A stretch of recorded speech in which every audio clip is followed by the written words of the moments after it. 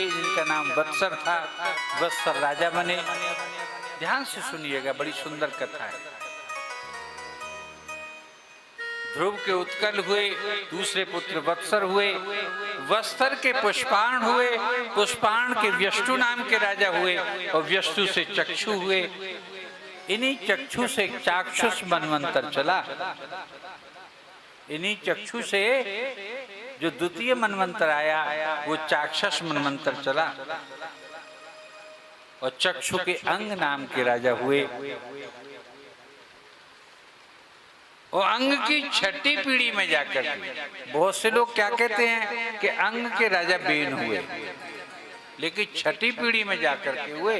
सीधे अंग नहीं हुए, अंग से और 5 पुत्र हुए लगातार, एक के बाद एक, उनकी संतान परंपरा। उनसे बेन हुए। ये राजा बेन क्रूर कर्मा थे, ये अच्छे राजा नहीं थे। ये दुराचारी थे, अत्याचारी थे, धन तो इकट्ठा करते थे जनता से, लेकिन कोई जनता को सुविधा नहीं देते थे। न कोई क्षेत्र का बंटवारा, न कोई ऊंची नीची जमीन हो गई है उसके विषय में कोई व्यवस्था, जहाँ कहीं अन्न हो रहा है नहीं हो रहा है। यानी कि किसी प्रकार की जो राजसी व्यवस्था होती है, राजाओं के जो कर्म होते हैं, उन सब को इन्होंने नहीं किया था, उससे च्युत हो गए थे, अत्याचारी थे, लुटेरों जैसा जीवन। देखिए कभी कभी कुल कलंक पैदा हो जाता है। बोलिए वृंदावन बिहारी। कहाँ राजा मनु, प्रथम मनु, और फिर तेजस्वी तेजस्वी राजा, और कहाँ हो गया बेन जैसा अत्याचारी। लेकिन बेन की कोई संतान न हुई। जो ज्यादा मदरोन्मत्त रहते हैं, आतताई होते हैं और दुराचारी होते हैं, उनको कोई संतान नहीं होती, वंश रुक जाया करते हैं। उन राजा बेन का अंतिम समय आ गया, जब वो वृद्ध हो गई और अंतिम समय आ गया, जब मरने को हुए, तो ऋषि मुनियों को बड़ी चिंता हुई, जनता जनार्दन को चिंता हुई। थोड़ी बहुत जनता थी उस समय, उनको चिंता हुई कि अब करें क्या, पृथ्वी का संचालन करने का राजा का होना, उस व्यवस्था का होना भी बहुत जरूरी है, नहीं वरना दूसरे क्षेत्र के राजा लूट लेंगे। राजा लड़ता है, झगड़ता है, व्यवस्था बनाता है। इसलिए सप्तऋषिगण आकाश मार्ग से उतर करके आए। उन्होंने उनकी बाहु का मंथन किया और उनके बाहु मंथन से उनका दोहन करके पृथु नाम के राजा को जन्म दिया। उनको राज पृथु भगवान के अवतार थे, क्योंकि ऋषि मुनियों की हुंकार लगी थी उसमें, ऋषि मुनियों का मन मस्तिष्क लगा था। भुजा का एक प्रकार से कहिए, विज्ञान की भाषा में मैं आपको समझाऊं तो उनकी बाहु से क्लोन लिया गया, बीज तत्व लिया गया और उससे उन्होंने उस क्लोन से परख नली के माध्यम से एक शिशु पैदा किया, उसका ही नाम पृथु था। बोलिए वृंदावन बिहारी लाल।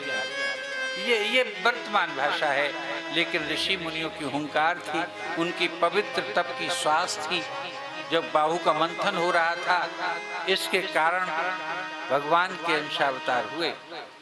देखिए मैं आपको एक घटना बता दूं कि अच्छे पुत्र, अच्छी संतान, यहाँ स्त्रियां भी बैठी हैं और पुरुष भी बैठे हैं, ये कैसे मिलते हैं कि भगवान से करोड़ प्रलय हो चुकी थी। एक आख्यान सुनाता हूँ, सत्य आख्यान। मैं कभी कथा में बैठ करके इधर उधर की गप बातें नहीं कहता, ऐतिहासिक बातें कहता हूँ और शास्त्र सम्मत इतिहास की बात कहता हूँ। प्रलय हो चुकी थी, भगवान ने ये वचन लिया है गरुड़ से और वरदान भी दिया है कि जब प्रलय हो जाएगी तो गरुड़ तुम्हारी पीठ पर बैठ करके अपना प्रलय का काल तुम्हारी पीठ पर बिताऊंगा, तुम आकाश में विचरण करते रहोगे मुझे बिठाल करके। गरुड़ विचरण कर रहे थे और गरुड़ प्रश्न करते थे और भगवान उत्तर देते थे। बोलिए वृंदावन बिहारी लाल। जैसे मत्स्य अवतार हुआ तो मत्स्य अवतार जल ही जल था, मछली केवल शेष थी। एक नौका आ गई, उस बासुकी नाग शेषनाग से वो नौका बांध दी गई। मछली के सिंह से भगवान ने मत्स्य अवतार लिया था, मछली का रूप लिया था।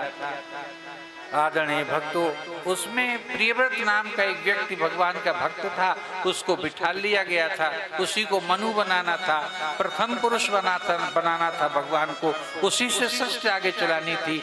तो वहां प्रश्न किया था, उस प्रियव्रत ने उत्तर दिया था भगवान के रूप में, उस मछली ने, भगवान ने। वही तो मत्स्य पुराण कहलाया, बोलिए वृंदावन बिहारी लाल की। वो प्रश्नोत्तर मत्स्य पुराण नाम के से विख्यात हुआ। लेकिन जब गरुड़ की पीठ पर बैठे हैं तो प्रश्न गरुड़ कर रहे हैं, उत्तर भगवान दे रहे हैं। वही प्रश्नोत्तर गरुड़ पुराण है, जो मृतक जब मर जाता है हमारा कोई, तो उसमें गरुड़ पुराण बांचा जाता है। उसमें बड़ा सुंदर प्रश्न पूछा था गरुड़ ने कि भगवान कृपा करके मुझे बताइए कि उत्तम संतान कैसे पैदा होती है, उत्तम संतान कैसे पैदा होती है। तो भगवान ने उत्तर दिया और उस श्लोक को बोला, गरुड़ पुराण को ऐसे बांचोगे तो कि सिया राम मैं सब जग जानी करूं प्रणाम जोर जुग पानी, तो कुछ समझ में नहीं आएगा। सिया राम मैं सब जग जानी करूं प्रणाम जोर जुग पानी, सिया राम मैं सब जग जानी करूं प्रणाम जोर जुग पानी, कोई समझ में नहीं आएगा। और जब उसको एक एक श्लोक को अर्थ और ध्यान से देखोगे, क्या बात है, गरुड़ पुराण की अच्छे अच्छे पंडित चकरा जाएंगे कि उत्तम संतान कैसे होती है। कि निषेक समय, ध्यान से सुनिएगा, भगवान बोले कि एक गरुड़ ध्यान से सुन, कि निषेक समय यावत चित्त विकल्पना। ध्यान आ गया है श्लोक का, यहाँ तो मैंने नहीं लिखा। ऋषियों की हुंकार से, पापी की शरीर से, बेन के शरीर से पृथु जैसा भगवान का अंशावतार पैदा हो रहा है, इस पर ध्यान आ गया। तो निषेक समय यावत चित्त विकल्पना, ध्यान देना स्वामी जी, कि निषेक समय यावत चित्त विकल्पना और तावत स्वभाव संभूति और जंतु विषग कुक्ष गए। इसका विस्तार से अर्थ बताऊंगा, ऐसे नहीं समझोगे आप। निषेक के समय पर, संभोग के समय पर, समागम के समय पर, पत्नी से संतान उत्पन्न करते समय पर, निषेक समय, वो निषेक समय होता है संस्कृत में। और यावद चित्त विकल्पना, पुरुष की, नर की और नारी की जैसी चित्त में भावनाएं होती हैं, अच्छी भावनाएं, सद्भावनाओं से युक्त होकर के उस समय का समय बिताना चाहिए। उस क्लाइमैक्स के समय पर, संभोग के क्लाइमैक्स के समय पर ऐसा ऊल जलूल, चोर डकैत और दारू वारू नहीं सोचनी चाहिए कि ये निषेक समय यावत चित्त विकल्पना। भगवान कह रहे हैं कि जो चित्त विकल्पना पुरुष की और स्त्री की होती है, और तावत स्वभाव संभूति, उसी स्वभाव से युक्त जब वीरपात उसके गर्भ में होता है, यावत स्वभाव संभूति, जंतु, वीर में जंतु होता है, वही जीव, कि जंतु विषग कुक्ष गए, वो कोख में जब प्रवेश करता है तो वो वैसा ही बनता है। बोलिए वृंदावन बिहारी लाल की जय। जय जय श्री राधे, जय जय श्री राधे, जय जय श्री राधे। कि निषेक समय और यावत चित्त विकल्पना और तावत स्वभाव संभूति और जंतु विषग, विषग माने प्रवेश करता है, कोक्ष गए, कोख में कर लीजिए अच्छी संतान, अच्छे विचारों से समागम करोगे अच्छी संतान होगी, बुरे विचारों से समागम करोगे बुरी संतान होगी। राग द्वेष उसमें आई जाएंगे, इसलिए राग द्वेष से परे होकर के नहीं। तभी तो हमारे यहाँ किसान जब खेत में बीज डालते थे तो राम कह करके हल चलाते थे और पहली बार कहते थे कि राम हे प्रभु मैं बीज डाल रहा हूँ, कल्याण कीजिएगा। राम का नाम के करके बीज डलता था तो कितनी वर्षा कितना ही उत्पाद कुछ हो जाए उस फसल का कुछ नहीं बिगड़ता था। जय जय श्री राधे, जय जय श्री राधे। धनाधन ट्रैक्टर चलने देते रहे की है रही है साहब, और मत राम को नाम चलतो कि जाको पठान उतर जाए, जाकि पुलिन उतर जाए, अरे जल्दी डाल ले ट्रैक्टर आगे बढ़ गो। ऐसे शब्द उच्चारित किए जाते हैं, फसल बर्बाद हो जाती है। जय श्री राधे, जय श्री राधे, जय श्री राधे।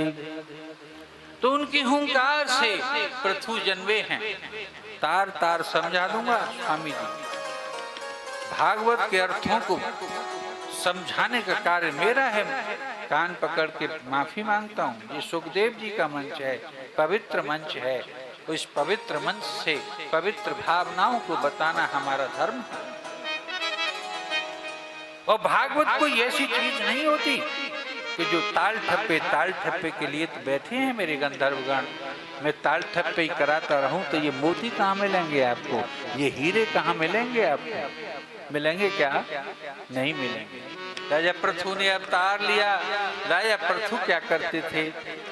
जब उन्हें सत्ता मिल गई तो उन्होंने पृथ्वी का उद्धार कर दिया और सभी प्रकार से जनता का कल्याण कर दिया। जिनको जो जो आवश्यकता थी वो किया। अगर मैं पृथ्वी के चरित्र को बताने लग जाऊं तो 5 दिन लग जाएंगे, फिर भी खत्म नहीं होगा। लेकिन वो अपना जितना भी पूजा पाठ यज्ञ किया करते थे, उस यज्ञ का फल भगवान के चरणों में रख देते थे। बोलिए वृंदावन बिहारी लाल की जय। जय जय श्री राधे, जय जय श्री राधे। कि क्षेमम क्या कहते थे? सुखदेव जी के शब्द हैं कि क्षेमम न विन्दन्ति यदर्पणम विना, क्षेमम न विन्दन्ति यदर्पिणा यदर्पणम। हे प्रभु, हम जप करें, पूजा करें, पाठ करें, कुछ भी करें, हमें जब तक हम भगवान को वो अर्पण नहीं कर देंगे तब तक हमें उसका फल नहीं मिलेगा, क्षेम नहीं मिलेगा, शांति नहीं मिलेगी। ये सुखदेव जी की पंक्ति है। वो अर्पण कर दिया करते थे। प्रभु एक दिन उनकी यज्ञशाला में यज्ञ पुरुष के रूप में प्रकट हो गए और कहा कि हे पृथु, तू वरदान मांग ले, है तो तू मेरा अंश ही, लेकिन मैं तुझे वरदान देने के लिए प्रकट हुआ हूँ।